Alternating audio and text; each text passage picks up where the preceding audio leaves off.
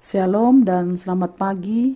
Kiranya kita semua tetap sehat menyambut kehidupan yang Tuhan anugerahkan kepada kita. Mengawali aktivitas kita hari ini dari Bukit Sion Makale, kami mengajak saudara-saudari, anak-anak sekalian untuk membaca, mendengar dan merenungkan firman Tuhan sesuai bacaan harian Gereja Toraja Senin tanggal 16 Juni 2025 dari Efesus pasal 4 ayat 7 sampai 16. Dan sebelumnya mari kita mohon pertolongan Tuhan, kita berdoa. Bapa kami yang ada di dalam surga, jikalau di pagi hari ini kami boleh bangun dengan tubuh yang penuh keberkatan, itu bukan karena kuat dan hebat kami, tetapi kami meyakini hanya karena anugerah dan kasih Tuhan kepada kami. Terima kasih Tuhan untuk semua kebaikan-Mu bagi kami. Saat ini kami akan membaca, mendengar dan merenungkan firman Tuhan. Tetapi kami menyadari akan kemampuan kami yang terbatas untuk memahami, terlebih untuk melakukan firman Tuhan dalam hidup kami. Kami mohon pertolongan Roh Kudus, memberi hikmat dan pengertian untuk memahami firman Tuhan. Di dalam nama Tuhan Yesus, kami bermohon kepada Bapa di surga. Amin. Efesus pasal 4 ayat 7 sampai 16. Firman Tuhan, tetapi kepada kita masing-masing telah diberikan anugerah menurut ukuran pemberian Kristus. Itulah sebabnya dikatakan, tatkala ia naik ke tempat tinggi, ia membawa tawanan-tawanan. Ia memberikan pemberian-pemberian kepada manusia. Bukankah ia telah naik, berarti bahwa ia juga telah turun ke bagian bumi yang paling bawah? Ia yang telah turun, ia juga yang telah naik jauh lebih tinggi daripada semua langit untuk memenuhi segala sesuatu. Dialah yang memberikan baik rasul-rasul maupun nabi-nabi, baik pemberita-pemberita Injil maupun gembala-gembala dan pengajar-pengajar, untuk memperlengkapi orang-orang kudus bagi pekerjaan pelayanan, bagi pembangunan tubuh Kristus, sampai kita semua telah mencapai kesatuan iman dan pengetahuan yang benar tentang Anak Allah, kedewasaan penuh dan tingkat pertumbuhan yang sesuai dengan kepenuhan Kristus, sehingga kita bukan lagi anak-anak yang diombang-ambingkan oleh berbagai angin pengajaran, oleh permainan palsu manusia dalam kelicikan mereka yang menyesatkan. Sebaliknya, dengan teguh berpegang kepada kebenaran di dalam kasih, kita bertumbuh di dalam segala hal ke arah Dia, Kristus yang adalah kepala. Dari Dialah seluruh tubuh yang rapi tersusun dan diikat menjadi satu oleh semua sendi yang menopangnya, menerima pertumbuhannya sesuai dengan kadar pekerjaan tiap-tiap anggota dan membangun dirinya dalam kasih. Amin. Dari bacaan firman Tuhan hari ini, yaitu dari Efesus pasal 4 ayat 7 sampai 16, saya berikan satu tema, diperlengkapi untuk bertumbuh. Saudara-saudara dan anak-anak yang sama dikasihi Tuhan Yesus Kristus, jika kita memperhatikan ayat sebelumnya dari bacaan firman Tuhan hari ini, kita melihat bahwa surat ini ditulis Rasul Paulus untuk persekutuan jemaat di Efesus pada saat Rasul Paulus sedang dipenjarakan oleh tentara Romawi di Roma. Dan sebelum Rasul Paulus menulis surat ini, terlebih dahulu ia berdoa kepada Tuhan. Efesus pasal 3 ayat 14.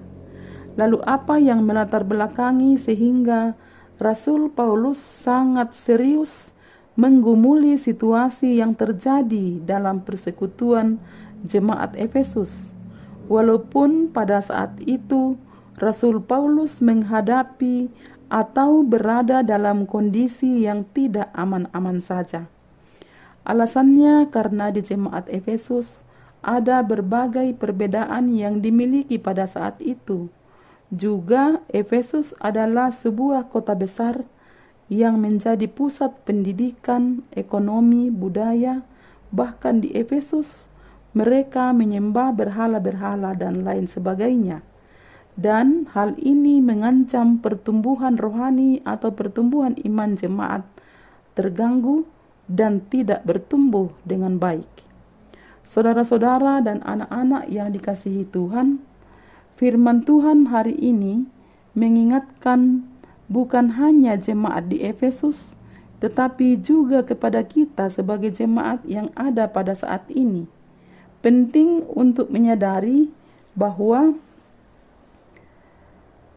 Tuhan menganugerahkan karunia yang berbeda-beda kepada kita masing-masing menurut ukuran pemberian Kristus. Ayat 7 dan 8 bacaan kita. Pemberian karunia adalah hak atau otoritas Tuhan. Tidak ada seorang pun yang tidak diberi karunia atau tidak memiliki karunia. Dengan karunia yang ada pada kita yang berbeda-beda itu, mendorong jemaat untuk memelihara kesatuan dan persaudaraan sebagai anak-anak Tuhan, bertumbuh kepada kedewasaan iman. Perbedaan adalah anugerah dan sebuah kekayaan. Seperti kelima jari kita, diciptakan Tuhan sebegitu unik dan berbeda satu dengan yang lain. Tetapi perbedaan tersebut tidak kemudian membuat mereka bergerak sendiri dengan setiap kelebihan dan kekurangan masing-masing, melainkan saling menopang untuk mencapai suatu tujuan. Kita yang memiliki perbedaan fungsi atau peran, tetapi tidak membawa kita berjalan sendiri, melainkan semua ada untuk saling memperlengkapi. Mungkin juga ada yang memiliki anugerah atau karunia yang lebih banyak atau sedang-sedang saja ataupun sedikit, tetapi masing-masing saling mengisi, mengasah, mengasihi, sehingga semakin hari perbedaan tersebut melebur dengan yang lain sampai mengalami pertumbuhan yang tidak lain adalah penerimaan pada sebuah perbedaan. Dengan kata lain, perbedaan yang adalah pemberian Tuhan tidak akan pernah hilang atau tidak ada. Karena itu, yang dikatakan bertumbuh ketika berani atau mampu saling menerima dalam kepelbagaian karunia. Jadi untuk dapat menerima realita tersebut di atas, dibutuhkan hati yang terbuka dengan dasar kasih. Dibutuhkan kesadaran diri bahwa karunia yang Yesus Kristus berikan kepada kita adalah untuk mewujudkan kasih dan menyatakan kemuliaan Tuhan.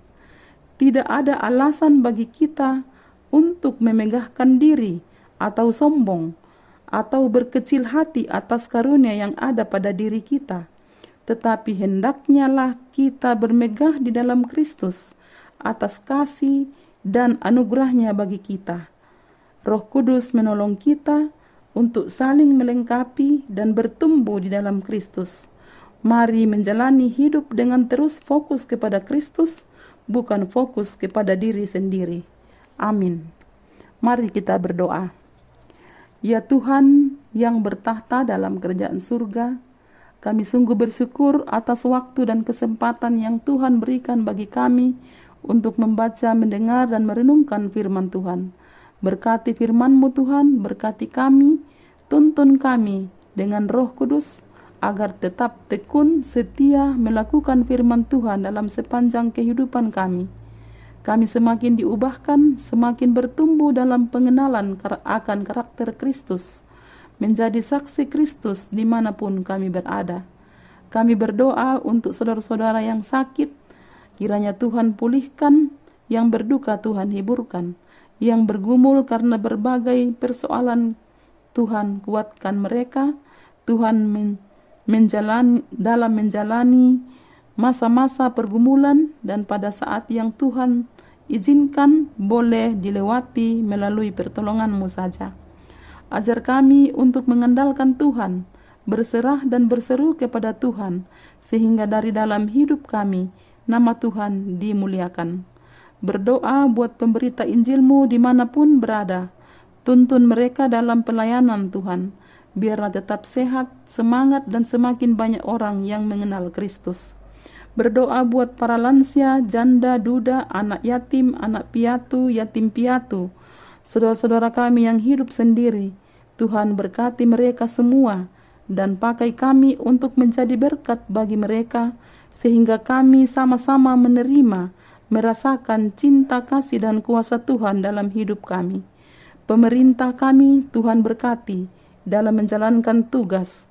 Biarlah melalui kepemimpinan mereka kami semua merasakan sukacita, damai sejahtera, dan nama Tuhan dipermuliakan. Ini doa kami Tuhan, ampuni dosa dan kesalahan kami. Di dalam nama Tuhan Yesus kami sampaikan doa ini kepada Bapa di surga. Amin. Demikian firman Tuhan. Selamat beraktivitas. Tuhan Yesus memberkati.